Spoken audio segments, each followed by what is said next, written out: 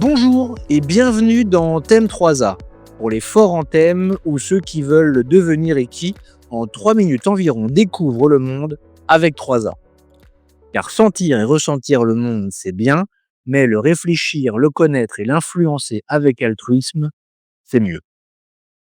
A comme Amérique et comme Harris, qui ici, en plus de perdre les élections, perd le H de son nom. Nous ne ferons pas de prospective, mais nous nous arrêtons sur une question qui tracasse nombre de démocrates et d'Européens. Pourquoi Kamala Harris a-t-elle perdu et Donald Trump a été réélu?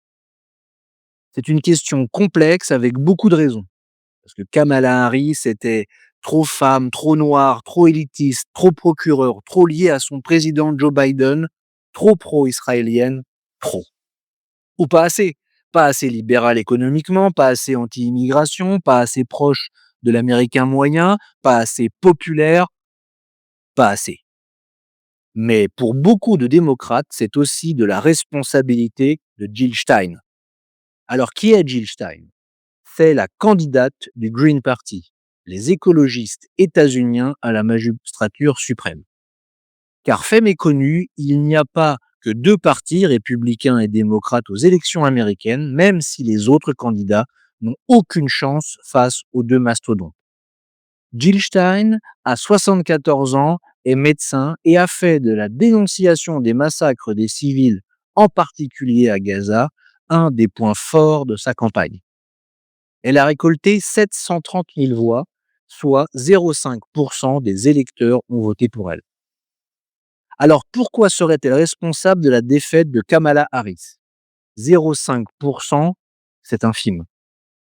C'est parce qu'aux États-Unis, le vote national a moins d'importance que le vote dans les États clés, ceux qui peuvent faire basculer des grands électeurs d'un côté ou de l'autre et donc faire gagner ou perdre une élection.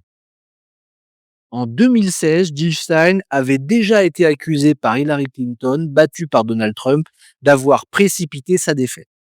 À l'époque, cette accusation avait du sens car dans le Wisconsin, en Pennsylvanie et dans le Michigan, sans Jill Stein, Clinton l'aurait sans doute emporté.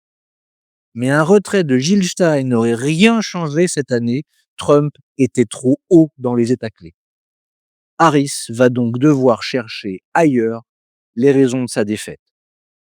Jill Stein, elle, pour ses 3e présidentielles, peut être fière d'être arrivée première des autres en termes de voix, mais elle peut s'inquiéter de voir son électorat presque réduit par 2 en 8 ans.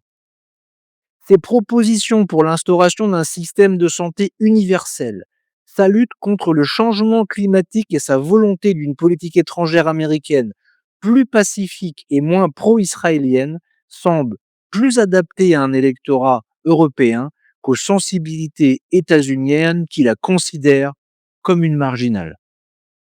Elle reste néanmoins un exemple de détermination et de travail pour une cause importante, l'écologie.